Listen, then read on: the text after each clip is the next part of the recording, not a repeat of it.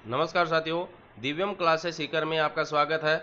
आज के वीडियो में हम जानेंगे स्टार हेल्थ इंश्योरेंस के द्वारा जो हेल्थ इंश्योरेंस, ट्रैवल इंश्योरेंस और एक्सीडेंटल इंश्योरेंस किया जाता है, उसमें से एक्सीडेंटल इंश्योरेंस इंडिविजुअल यानी कि अकेले व्यक्ति के द्वारा लेने पर कौन कौन से बेनिफिट उसको मिलेंगे, उसके परिवार को मिलेंगे। साथियों, इससे पहले छोटी सी चर्चा मैं करना चाहूंगा आपके साथ कि मनुष्य की जो मूलभूत आवश्यकता है रोटी, कपड़ा और मकान, इसके साथ साथ आज के भागदौड़ भरी जिंदगी में वाहन जो है वो उसकी मूलभूत आवश्यकताओं में शामिल हो चुका है।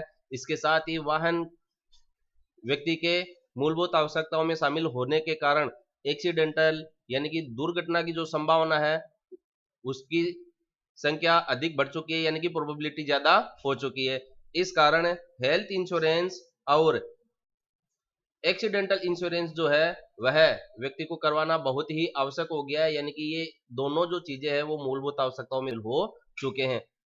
अभी हमने देखा कि पूरी दुनिया रुक चुकी थी कोरोना वायरस के कारण, तो इस प्रकार हम पता नहीं दैनिक जीवन में कितने प्रकार के जीवाणु या वायरस अपने शरीर में अन्य रूप में प्रवेश कर जाते हैं और अपन बीमार हो जाते हैं। और वर्तमान में जो बीमारी का खर्चा है वो इतना ज्यादा हो चुका है कि उसको वहन करना इतना आसान नहीं है। यदि हम अपने रिश्तेदारों से अरेंज करके वहन भी कर लेते हैं तो उस राशि को चुकाते चुकाते बहुत लंबा समय हो जाता है। इसलिए व्यक्ति को आर्थिक रूप से और उसके परिवार को आर्थिक रूप से टूटने से बचने के लिए हेल्थ इंश्योरेंस और एक्सीडेंटल इंश्योरेंस दोनों रखना बहुत जरूरी है।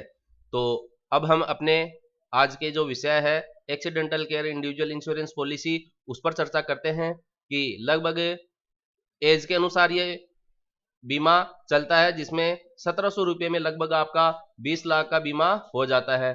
तो देखिए 1700 रुपये को अगर आप 365 दिन से डिवाइड करते हैं तो ये आपके बहुत ही कम खर्चे के अंदर आपका काम इसके अंदर हो जाता है। यानी कि अगर आप देखना चाहे तो लगभग 4.65 पैसा यानी कि एक चाय के खर्चे के अंदर, रोजाना चाय अगर आप एक चाय भी कम पीते हैं मार्केट में, तो आप 20 लाख का बीमा अपना लेकर साथ में चलते हैं। तो साथियों, देखते हैं कि ये जो पॉलिसी है वो एक्सीडेंट की पॉलिसी है। इसकी जो एज है एंट्री की वो 18 साल से 70 साल तक है। 70 साल के बाद में इसमें कोई एंट्री नहीं होती है। एक्सीडेंटल इंश्योरेंस जो है व्यक्ति स्वयं का भी ले सकता है और अपने परिवार का भी ले सकता है।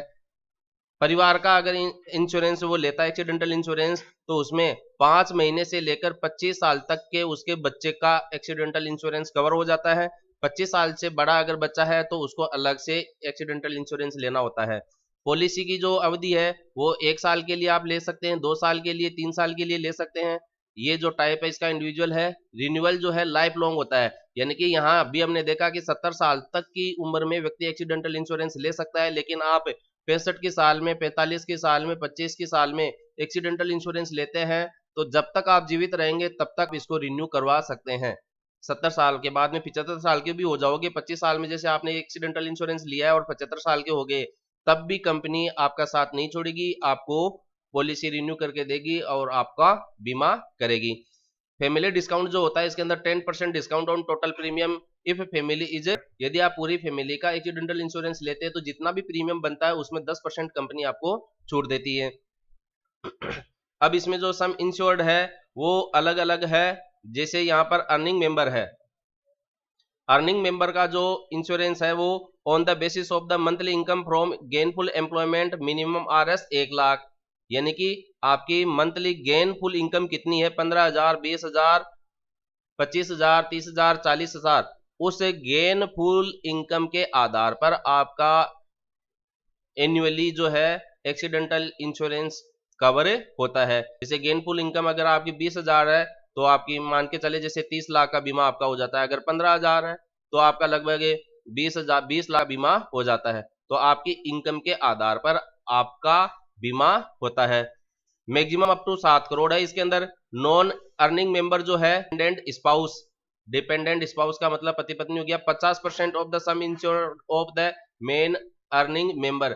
जैसे पति कमाई कर रहा है, पत्नी कमाई नहीं करती है, तो पति का बीमा जैसे 30 लाख हो गया तो पत्नी का 15 लाख का बीमा इसके अंदर हो जाता है। नॉन अर्निंग मेंबर होता है डिपेंडेंट चिल्ड्रन। अब इसके अंदर डिपेंडेंट चिल्ड्रन जो होता है उसका 25% होता है सम इंश्योर्ड का। जैसे 30 लाख का बीमा अपन ने करवाया है तो 30 लाख का जो 15% आपका 25% जो है 7.5 लाख रुपए हो जाता है। तो 25 साल तक की उम्र में अगर आपका बच्चा है तो उसका 7.5 लाख का बीमा आपका आता है। इसके बाद में यहाँ पर देखिए 3 प्रकार की टेबल है। इन 3 प्रकार की टेबल के आधार पर आप अपना बीमा करवा सकते हैं। पहली टेबल केवल और केवल एक्सीडेंटल डेथ पर है, जितना भी आपका इंश्योरेंस होता है वो कवर हो जाता है, प्लस बोनस अगर कोई हो। टेबल बी में देखिए अलग अलग तरह की चीजें शामिल होती है और ये बहुत ही महत्वपूर्ण है। तो मैं सभी को ये सजेस्ट करना चाहूंगा कि जब भी आप एक्सीडेंटल इंश्योरेंस ले तो टेबल बी को आप शामिल करें। इसमें आपको एक्सीडेंटल डेथ पर 100% सम इंश्योर्ड मिल जाता है, प्लस बोनस जो भी कंपनी का होता है वो मिल जाता है। यानी कि अगर लाख का बीमा करवाया तो आपको 30 लाख मिल जाता है। फिर इसके अंदर दूसरी जो पॉइंट शामिल है वो परमानेंट टोटल डिसेबलमेंट है। यानी कि जैसे जिंदगी भर के लिए आपने मतलब कि काम करना छोड़ दिया है, चलना फिरना छोड़ दिया है, तो उस स्थिति में कंपनी आपको 150% जो है सम इंश्योर्ड देती है। यानी कि 30 लाख का बीमा आपने करवाया है तो इसका 150% जो है आपका प्लस 15 लाख हो गया, 45 लाख कंपनी आपको दे देती है। फिर इसके बाद में जो है परमानेंट पार्शियल डिसेबलमेंट होता है। जैसे अपन देखते हैं कि 40% अगर अपंगता किसी की व्यक्ति की होती है तो उसको नौकरी में लाभ भी मिल जाता है। तो एक्सीडेंट के दौरान यदि आपका शरीर जो है 40% काम करना बंद कर देता है तो ये डॉक्टर आपको लिख के देता है कि 40% डिसेबिलिटी इसके शरीर में है, तो जितने का भी आपने बीमा करवाया उसका 40% आपको मिल जाता है। जैसे 30 लाख का अपन ने बीमा करवाया है तो 30 लाख का 40% आपका 12 लाख हो जाता है, तो 12 लाख रुपया आपको मिल जाते हैं। तो इसमें केवल एक ही है, केवल डेथ पर ही देय होता है। लेकिन इसमें देखिए आप अगर चलना फिरना बंद कर देते हैं या आपके शरीर का कोई भाग हिस्सा है कितना भी परसेंट काम करना बंद कर देता है तो उन चीजों को भी शामिल किया जाता है। इसके बाद में जो है टेबल सी है, तो इसमें एक्सीडेंटल डेथ और ये तीनों बिंदु तो शामिल है ही है।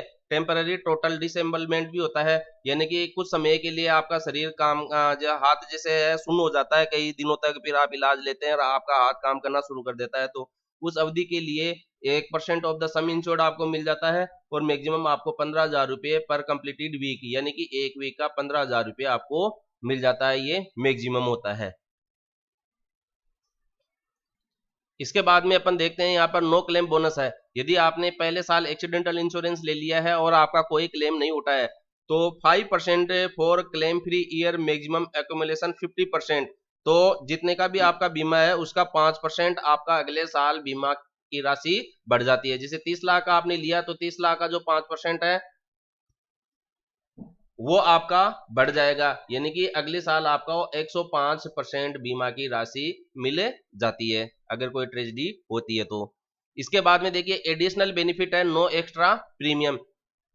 ये सारे बेनिफिट तो आपको मिलेंगे ही मिलेंगे, लेकिन इसके बाद में ये इतने सारे जो बेनिफिट है स्टार हेल्थ कंपनी के द्वारा कस्टमर को अलग से दिया जाता है। इसके लिए आपको कोई भी अलग से प्रीमियम नहीं देना होता है। एजुकेशनल ग्रांट टू चिल्ड्रन होता है, एक चिल्ड्रन के लिए 10,000 रुपए, 2 और मोर चिल्ड्रन के लिए RS 20,000, maximum of 2 dependent children, यानी कि अधिकतम 2 बच्चों को एजुकेशनल ग्रांट मिलती है। Applicable for death permanent total disability of the insured person, यानी कि इंश्योर्ड पर्सन यानी कि बीमा धारक की यदि मृत्यु हो जाती है और जिंदगी भर के लिए वो चलना फिरना बंद कर देता है तो उस स्थिति में उसके एक या अधिकतम 2 बच्चों को एजुकेशनल ग्रांट मिलती है, 10,000 की या 20,000 की। खर्चा तो अपन रोजाना का 5 रुपए कर रहे हैं, लेकिन इसके अलावा देखिए कंपनी आपको कितनी प्रकार से सहायता प्रदान करती है। इसमें फिर देखिए एम्बुलेंस चार्जेज है, transportation expenses of mortar remains है, 5,000 रुपए पर पॉलिसी पीरियड आपको एम्बुलेंस का चार्ज मिल जाता है एक साल में 5,000 रुपए का।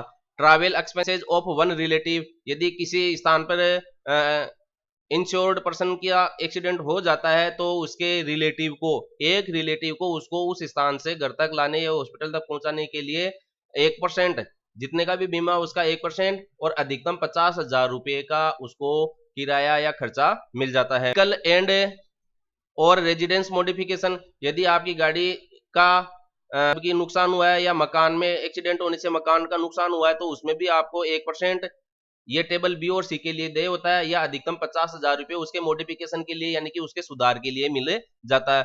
और ब्लड के लिए आपको अधिकतम 10,000 रुपए मिल जाते हैं। ट्रांसपोर्टेशन ऑफ इंपोर्टेड मेडिसिन के लिए आपको अधिकतम 20,000 रुपए मिल जाते हैं। तो देखिए ये एक्स्ट्रा बेनिफिट है जो आपको कंपनी देती है।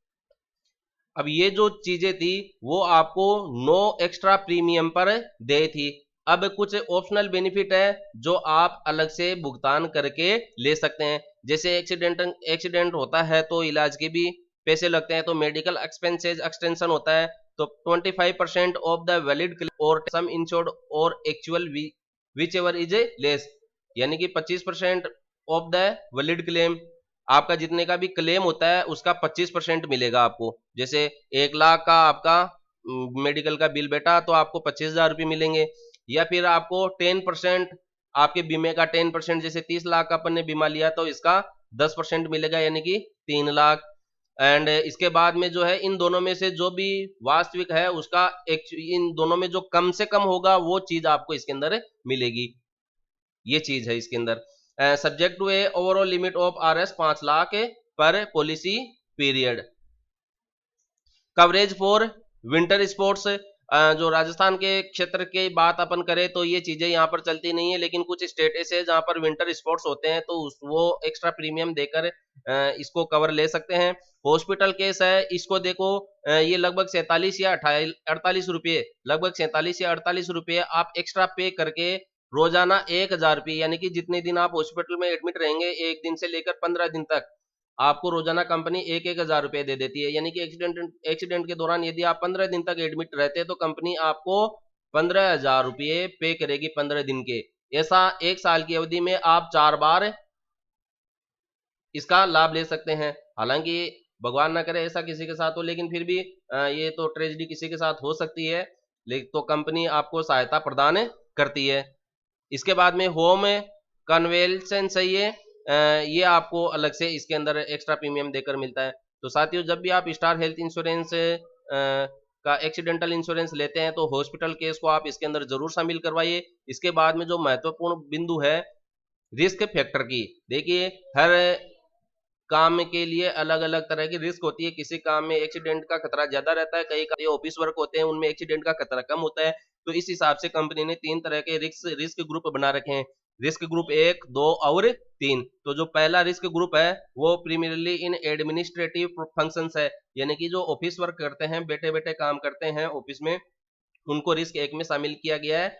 इसकी जो प्रीमियम है वो इन दोनों के तुलना में कम होता है।